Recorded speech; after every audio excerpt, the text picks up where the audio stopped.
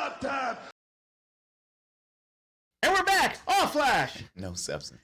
So today's top 5, as we kick off our horror tradition Yes. of having horror top 5, Right. we want to do something for the kids. Yeah, definitely. We want to do something for families, and we want to do something for anybody that can't stand any brutal horror, gore, and all that good stuff. Let's do some moderate, soft top 5 soft horror films. How about that? Yes. Better? Yeah.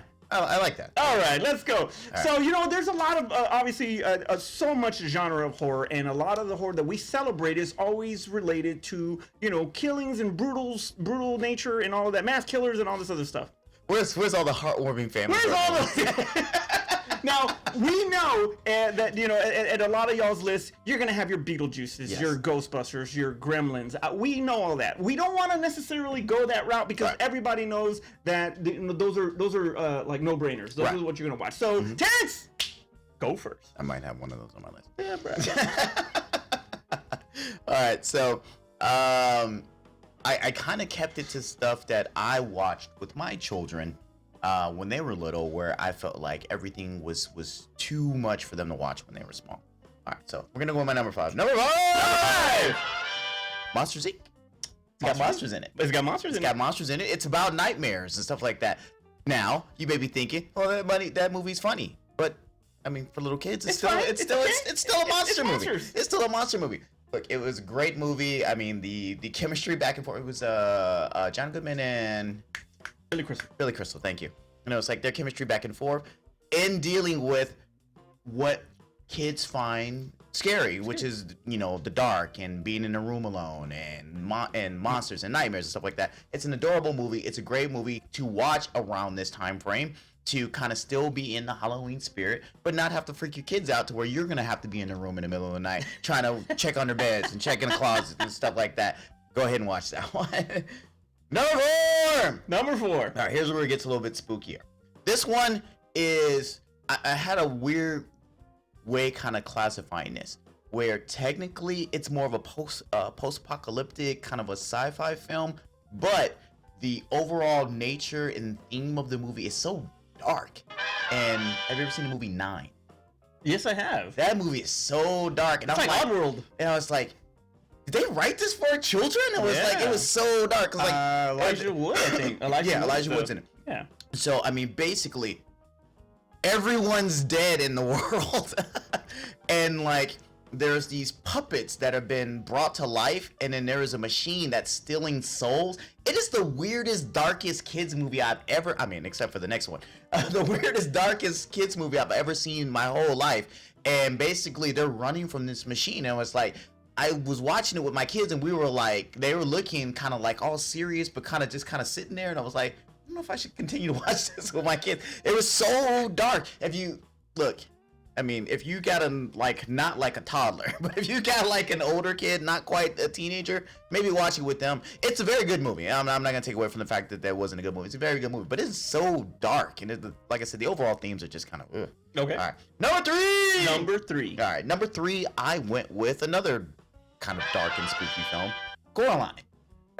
Coraline, yes. So I actually really do like Coraline. It gets really, really creepy because they move into this old house, and Coraline finds this door which leads over to another dimension. And in there is, I guess, like ghost demons that are imitating her parents. And they're called like the other mother and the other father and stuff like that. And they're basically wanting her to live over there with them forever and stuff like that. So it's the whole alternate dimension is obviously, it seems like it's a kind of like a I always forget the words I want to use.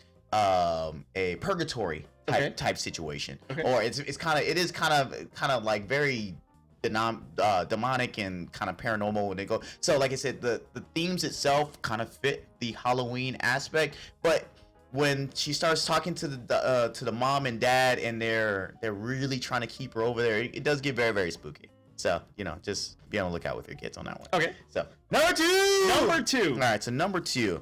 This is a horror movie. Going back to Monsters Inc., where there is a lot of comedy in it, but it's still a horror. Okay. Teen Wolf. Teen Wolf. It's about a werewolf. Okay, I'll give it to you. It's fine. It's fine. It's about my list is completely different.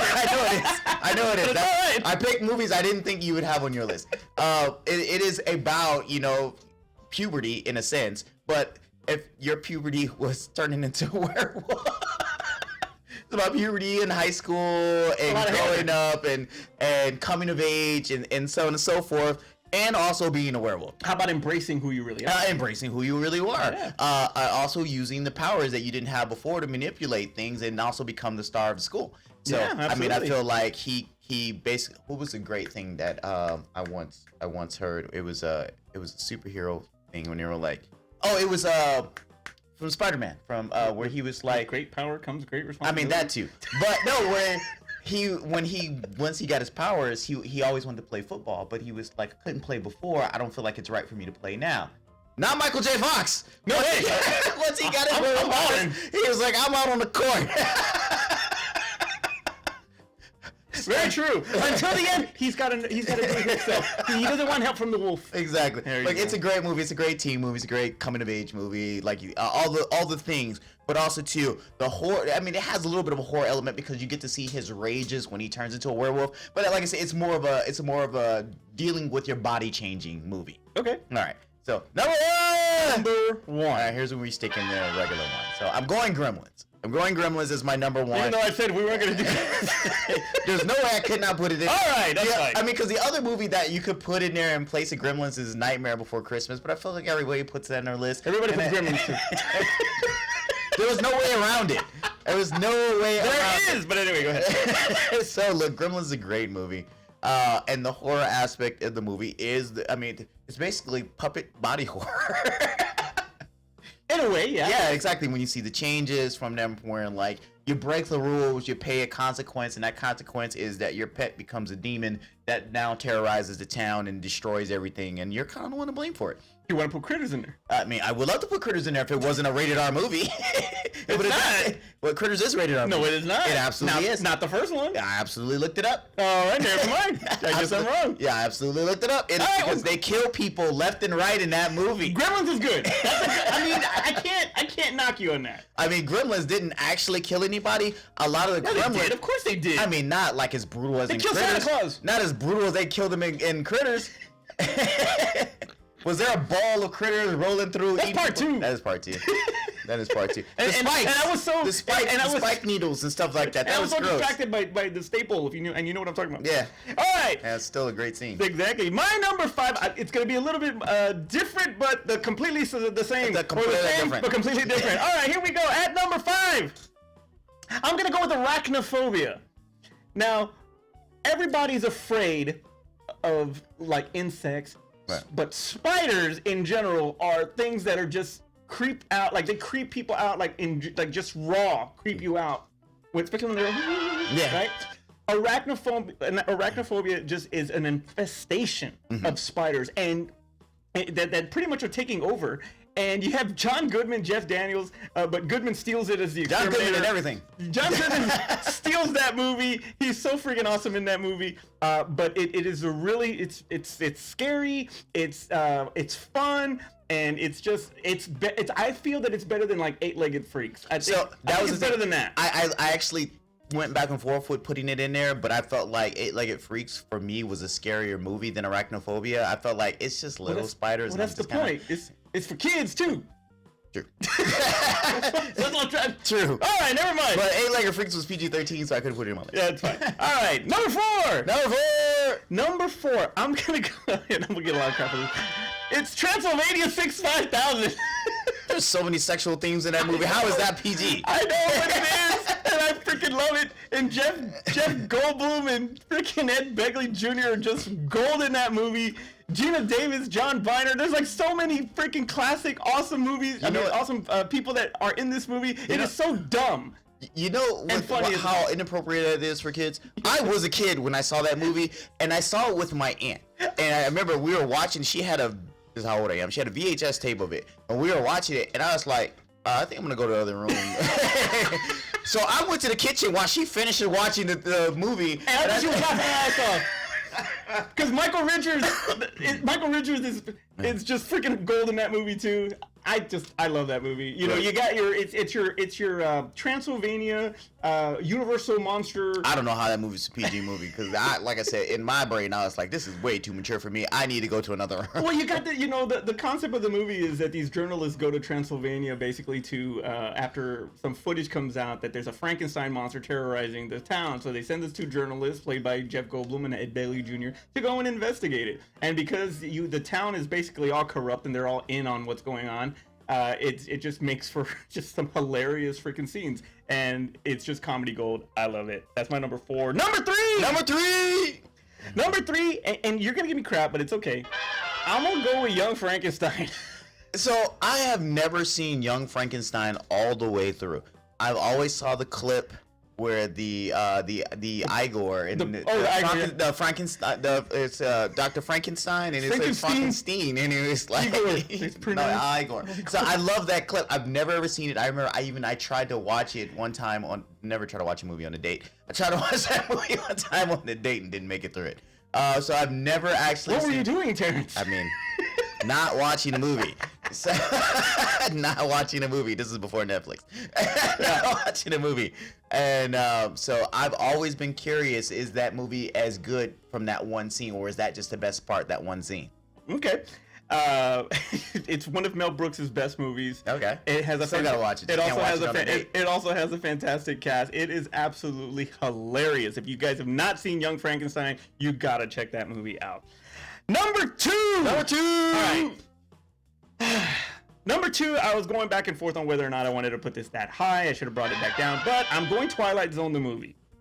Okay. That movie, and just for the intro with Dan Aykroyd and him showing Albert Brooks, you want to see something really scary? Yeah. I mean, that scene in itself. Oh, you're not talking about the original one. You're talking about the remake in the 80s, right? In the 82 version, yeah. That movie, and then all of the stories that come with it, especially with the kid that is able to pretty much make like everything happen, whatever he wants. Yeah, that was so whatever scary. He puts his mind to, and the animatronics with all of the creatures and all of that stuff that he does, where he finally finds peace. But still, it was just an incredible freaking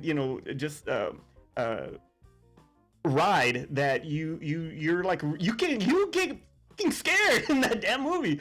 And then you throw in John Lithgow and how he did the airplane, the whole airplane segment. It was just absolutely fantastic. I will never freaking forget that. They had a better gremlin in that one than yes, they did. But I will never forget Dan Aykroyd in that, because that was just what nightmares are all about. So that's my number 2. Number 1. I'm going with the Monster Squad. I figured you'd pick that. I gotta pick the Monster Squad, written by Fred Decker. I mean, this is a guy that did Night of the Creeps, and you have these. It's basically Goonies versus the Universal Monsters. Yeah. But it's such a classic movie. Again, all of these characters or these creatures that you don't expect, to be real, like Dracula, Frankenstein, and all these.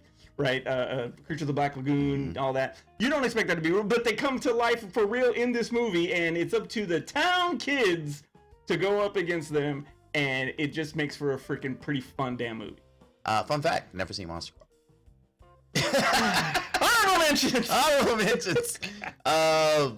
Honorable mentions. So this is very, very hard because obviously Gremlins, Ghostbusters, Beetlejuice, obviously. Those are all great PG films that the family can watch for horror. But also too, I had to talk this one over with my daughter.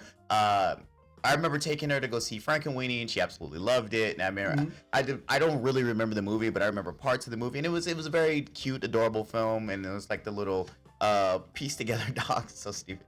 I just saw the photo. Hey, that's a Tim Burton film. I was like, it's so stupid. It's a Tim Burton film. Also too, I was gonna put a Little Shop of Horrors, but it's PG-13. All right, I had to take that one off. But one you never thought about. Hubie Halloween. No, God, I hate that movie. So the Abbott and Costello films. Okay. Yeah, all of them with the Universal movies. One of my favorite ones is Abbott and Costello meet Frankenstein. But it's like I do like when they meet Dracula. I do like when they meet the Wolfman and the Invisible Man. And it's like you kind of put them all together as honorable mentions. But another one that was gonna make my list, but I didn't put on my list because it's not long enough. I felt like it wasn't long enough. Was Great Pumpkin. It's a Great Pumpkin. like that's the best family Halloween film that you can think of. 100%. I would put it as number one. Yeah, it was great. I was like, but the thing's like 30 minutes long, and I was like, so there's no way I could put that down as films, or can I? Or can you? All right. All right, my honorable mentions. Yes, I had your Teen Wolf. I had Corpse Bride. That was another one, Corpse Bride. You know, I've never seen Corpse Bride. Yeah, it's another Tim Burton film. You know, it was one of those films that got rented out all the time, so I've never once saw it. Yeah, I had your Coraline also. Have you ever seen Saturday the 14th? No, I've never seen it. I just thought it was just like a goofy horror movie. It is, and it is so freaking. It's like Transylvania 65000 in a lot of ways. With less sex. Yes, but there are some innuendos in it. But it is freaking really dumb and funny at the same time. So you got that one. And then obviously the Addams Family. You can't go. Oh, I forgot the Addams. I knew I was gonna do it. Okay, so Addams Family and Addams Family Values. Addams Family Values. You know what? I'm taking. That's actually my favorite one out of the two. But yeah. Remove Gremlins. Put Addams Family Values on there. But you know, Raul Julia, Angelica Houston. I mean, it's Christina Ricci. I mean, it's a fantastic cast in that movie. Christopher Lloyd. But Values is better. I love Values better. But you get those two, and then yes, okay. Little Shop of Horrors is PG-13, but you want to talk about sex, and like there's a lot of innuendo in that too. Yes. You know, got the handcuffs. Never mind. All right, and then the going back to the Addams Family, the animated one, the one with Charlize Theron and Oscar Isaac. That movie is so damn funny. Like Nick Kroll plays Uncle Fester. You need to see that. That movie is so freaking funny. I was laughing my ass off in the movie theater, and my son's looking at me like, it's supposed to be for me, and you're like. So anyway. It's like all those people who take their kids to go see Barbie. Yeah. So yeah, and yeah, that's pretty. Oh, and The Frighteners with Michael J. Fox. Was that PG? I think it was PG. Yeah. And if it's not, oh well, it's not on the list. It's nothing. It's an honorable mention anyway. All right, so put together your list. Look, Santiago, I spent probably another 20 minutes doing research to not forget you too, and to not forget a movie, and I freaking forgot Addams Family. Okay, and how about a guy named Matt? A guy named Matt is gonna freaking put some comment also that we forgot this, we forgot that. Put it in the comment below. Put it in the comment below. Make your list, and yes, you go ahead and put them on your list that I forgot. I was really trying to avoid that today. But anyway, make sure you subscribe as well as click the notification button so that way you're aware of all the other videos that we do on the channel. For Aspen and Art and Carla, wherever the hell they're at, I'm Manny. I'm Terrence. We'll see you next time.